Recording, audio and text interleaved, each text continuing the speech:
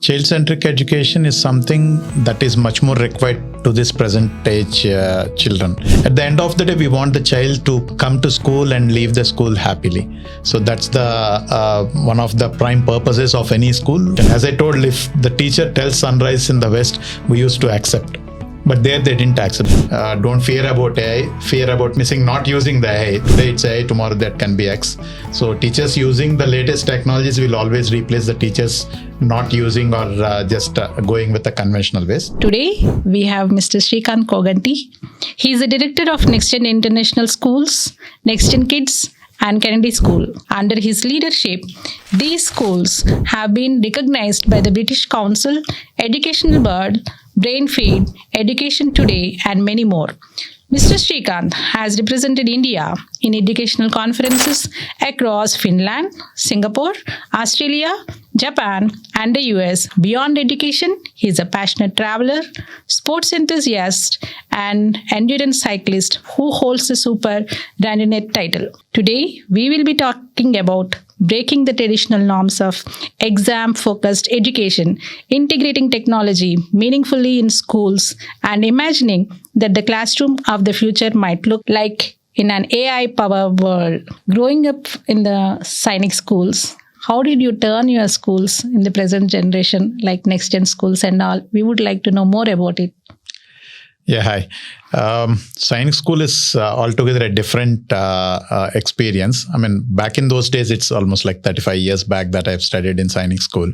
So, but the essential skills that a child requires even today, I mean, it could be the courage, it could be the curiosity, it could be the basic discipline.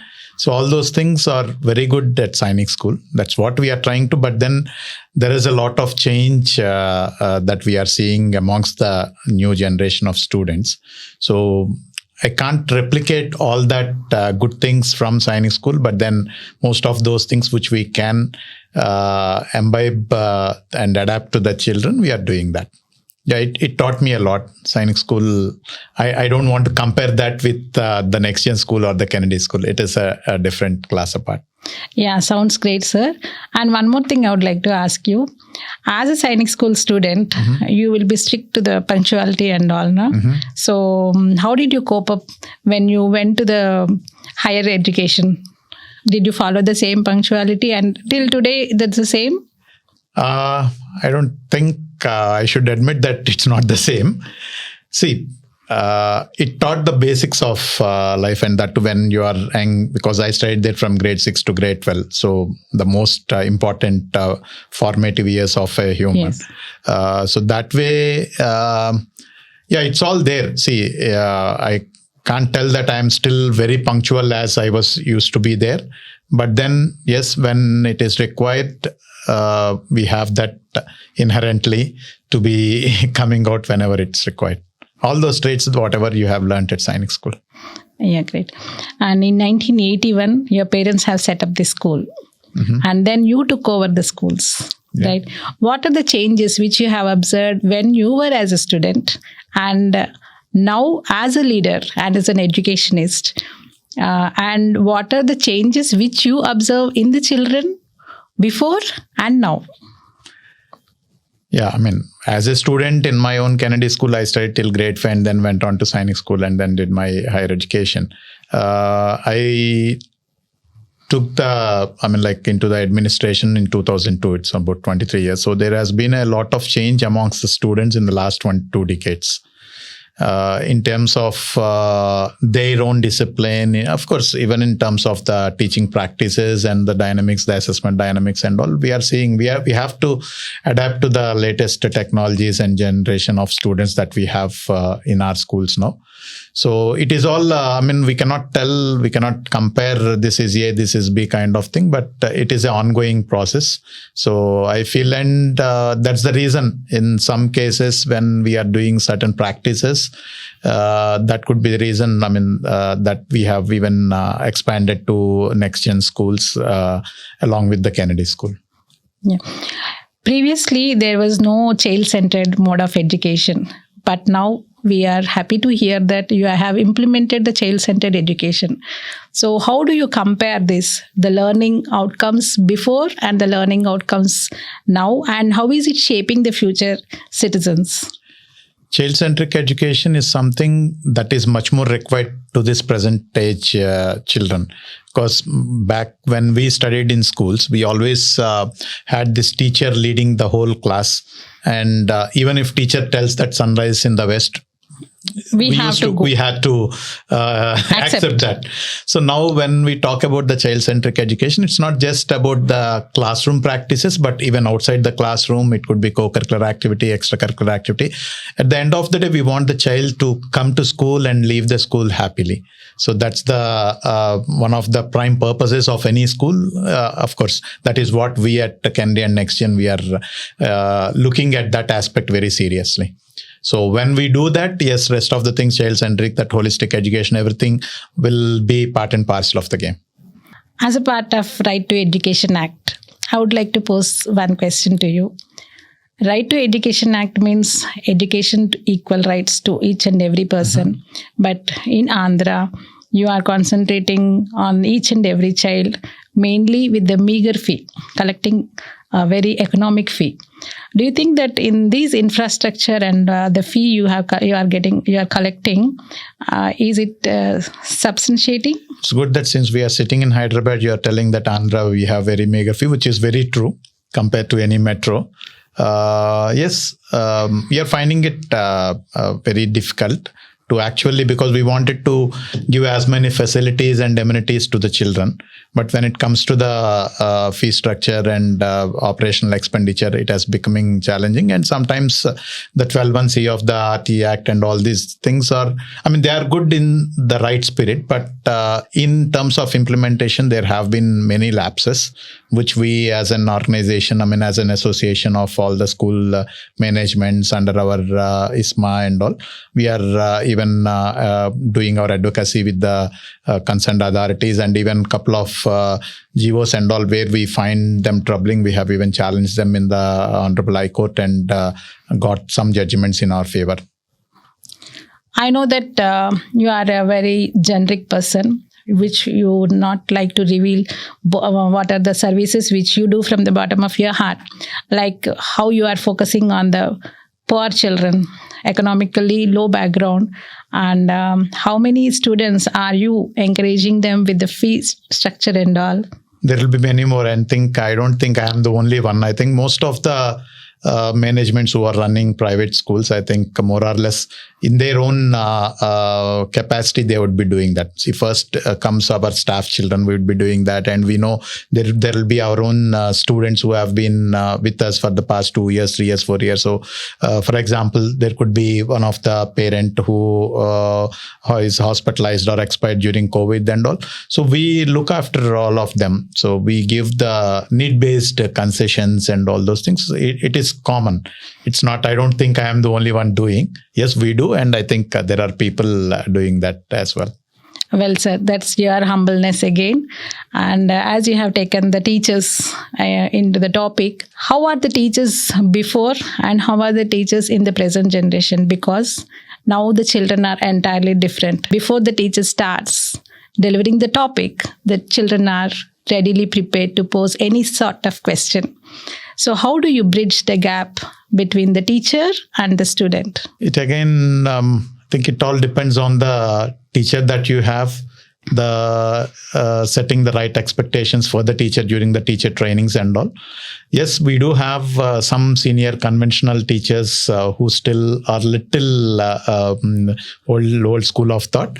But most of the teachers today, they do understand. And yes, the children are naughty and all. Previously, you used to cane them and all, and which is not anymore there in any of the schools now. So, and teachers are also benefited with the latest technologies and the tools that they have. And once they are trained, they are able to guess or expect whatever the students would be asking, and ensuring that their curiosity levels are not reduced. They are doing their job well. As a student, did you get any sort of a pat from your teachers saying any question you pose, they used to encourage you, or okay, now I have to continue with the topic, can you wait for some time?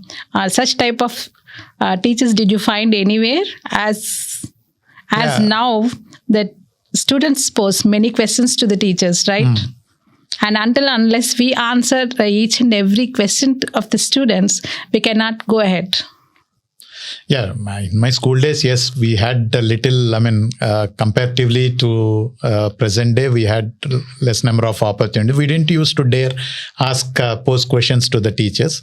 But yeah, in my school, be it in Kennedy or Sainik School, particularly in Sainik School, we used to have a lot of teachers who used to encourage and in non-academic things. It could be debates, it could be our sports, physical activities, NCC and all.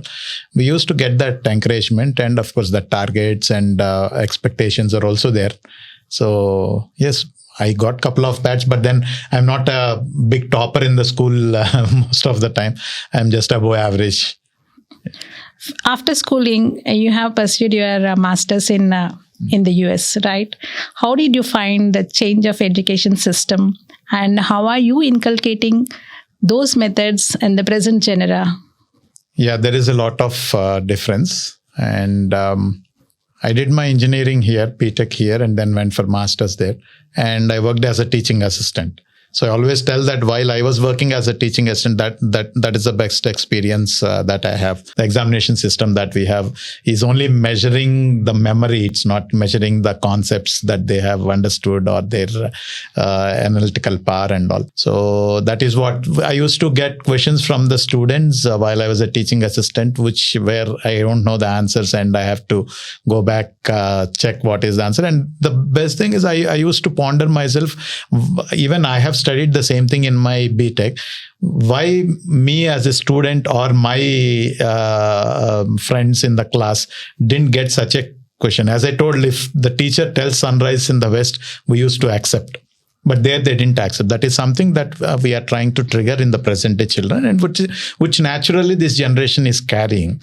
And that's one thing. And the other thing is the assessment system is something. We used to have open book exams. Even when we tell as a concept open book exam, that doesn't mean that you can just copy down. Yeah. So unless you have read the book, you cannot get the answer. So you will have a big book, and you need to know where that concept is there and how you analyze that and put the application part into the question. It's all about the right questions that test your knowledge. Yeah, basically the cognitive skills which are enhancing the growth of the student, right? Now, when we are discussing about the progressive mode of education, right, from the chalk and board to the different countries you have traveled and which you are inculcating in the present system of education, then comes the technology drive. Yeah. Now we are into the genre of AI. How do you make your teachers, educators adapt to this AI technology?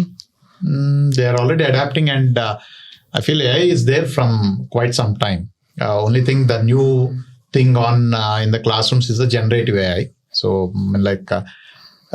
when you watch something on Facebook or Insta, suppose you watch a particular sport or a particular movie, you get more of those things onto your feed, which means the AI is still there.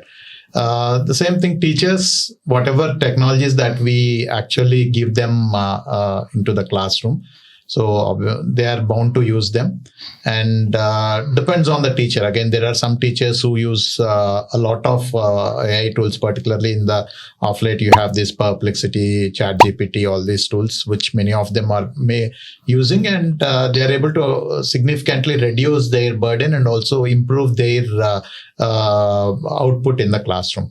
So all those things. And we also have a lot of training sessions that we do to our teachers. Apart from them, we do have third-party service providers like CoSchool and other providers whom we have associated to do the training to our teachers, as well as help them with their lesson plans and also the students. because students are faster to grasp. I mean, if the AI is not used in the school by the teacher, I think those students will no more like those teachers who are not using any of the latest technology. But I mean, 20 years back, it's about internet. Let's say 10 years back, it's about that smart classrooms and touch screens and all. And now it's all about AI. Absolutely. And coming to the interaction of AI, the students are getting acquainted with the Facebook and the other social media. How are you keeping a check on these social media on the students? Is it giving us a good impact, or are you showcasing on them how to control the use of these social media and bringing any awareness programs to the children, because it has become a major addiction to the children where we have to keep a check. So yeah, we are doing a lot of awareness sessions on the right usage of technology, and even in the parents PTMs and parent orientation sessions also we keep telling them, because in schools, particularly in Guntur and all, right now we are still not allowing the child to use much of their personal gadgets and all. It's all during the school time with the school gadgets and all. It's always controlled. But even at home, it's about the parents that they have to do. See, that's what we always believe and tell the parents or the students, that you cannot stop the child from using the latest technology. It's only that we train them to use that judiciously, to ensure that, AI, for everything, for any technology, there is both bad and good. If bad doesn't exist, even we don't know what is good. So we need to give that awareness to the child on the right usage of the tools, and I tell the students not to just use the ChatGPT to directly get the answers. It should give you that necessary drive to get the answer by yourselves. So that's what when I tell that we also depend or associate with other parties like OSchool, because these are not giving the direct answers, but helping the child to get the answer. That's what the trained AIs in particularly that should work in the schools do. And we are recommending the students and parents to use such AI tools. When coming to these AI tools again, may I know the list of AI tools which you commonly use? Myself, both Perplexity and ChatGPT. But I'm not very largely using them. But yeah, recent days for certain drafting and for some legal works and all, I'm depending on the ChatGPT. Great to know, sir. As you know, parents always focus on academics, the score. Number 1, first rank, second rank, or third rank, or the top 5 levels, or top 10. Other than this, nothing will be happening during PTM. Now, as that AI is into existence, how do you cope up with today's parents, and do they really accept that AI can be used by the students, and are they using AI? Yeah, this generation parents, they are now accepting, at least parents coming to schools like us. They are looking at holistic development. They understand that marks are not the only thing that the child should get, but the holistic education that they are expected to have. And the advantage with the AI tools is that we can give a very good deeper analysis, because otherwise previously the progress reports used to only have out of 100, out of 50, what are the marks that they have, only the grades. But now on all the co-scholastic things and many other frames, even within a particular, let's take just a mathematics as a subject. So individually for each student, it is difficult for a teacher to give them a report that, okay, he's good in fractions, he's not good in decimals, or he's good in multiplication, he's supposed to get more. But the AI tool can give a very detailed analysis of that, and even in bar graphs, charts, and colorful things that the parent would like. So I think the advent of AI into analyzing and reporting is a very helpful tool for the teachers and, of course, the parents as well.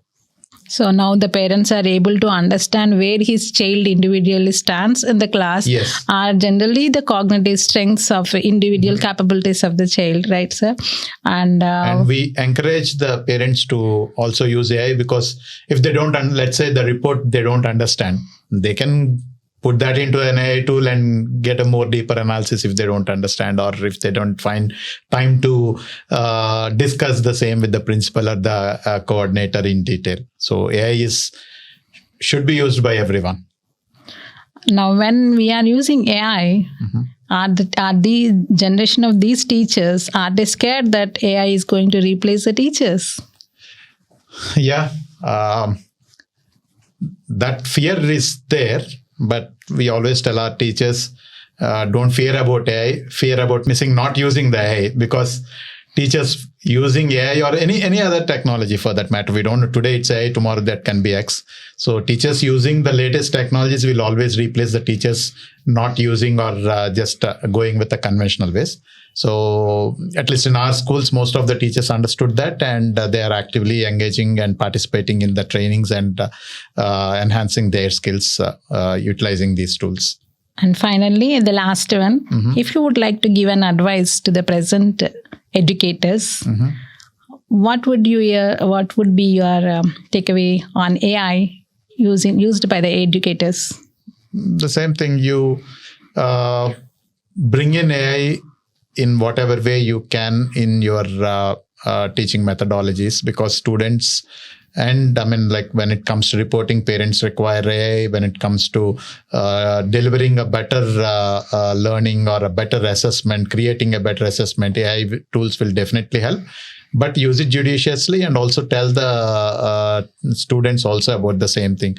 And it's all about how you utilize the latest technologies and also take help of the other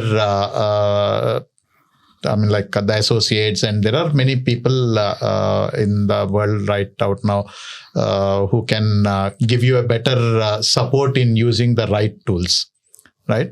So conventional things, I always tell, if Kennedy is my root, the next gen is my wing. So same thing, internet is the root. 20 years back, everyone felt that internet, there is a lot of negativity, bad thing about internet. So now no one talks about that without internet or a smartphone, it is very difficult. Same is the case with AI. Some people might feel that it is giving away the answers. It is telling you one of the recent conferences. So there is this a teacher who was telling, since he didn't find time, so he asked AI to create a question paper and pass it on to the student. And since the student also didn't have time or the probably necessity he didn't feel, he asked AI to do the answering. And then it came back to the teacher. And teacher again put it to the AI to assess that and give the report. And it went to the student back. So in this model, both the teacher, see the only disadvantage with the AI, people ask what about AI and all, the human teacher, the human touch, empathy, that love, care cannot be replaced by the AI. The teacher has to do that. But in the instance that I'm telling, you are training the AI instead of the student or the teacher enhancing. So we need to ensure that there is that judicious use where you need to control, where you need to stop the usage is something that each one of us, particularly the educators, have to be conscious of. And then the AI in the classrooms will always be benefit, will always be positive. Nothing to worry about. Because unless you use, you cannot progress. That's my opinion. As you are an educator now, suppose if we have to take you back to the past, do you regret that you haven't used AI when you were as a student? Definitely. Probably we would have done much more better.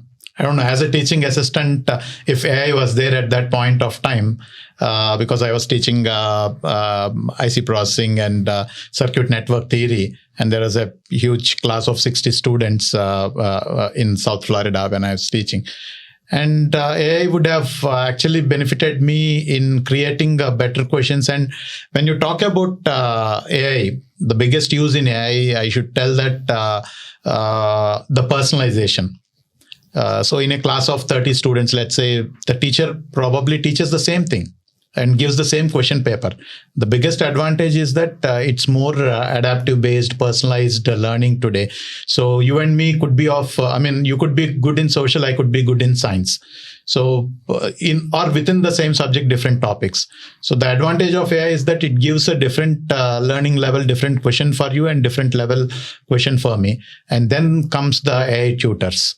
So when we talk about personalization after the school, because in the class the teacher cannot bring down his or her the level of differentiated instruction is limited in the classroom when they have 30 to 40 minutes of the class and when there are 30 to 40 students in the classroom. But the AI tutors will do that. So personalized tutoring at my own pace, I get the tutoring. At your own pace, you get the tutoring. And if it was there when I was the teaching assistant, I am very much sure that I would have done much more good. Even then, I was one of the best teaching assistants awarded by my students. I would have been much more better. Yeah, I regret that they are not there. And thank you so much, sir, for being here today.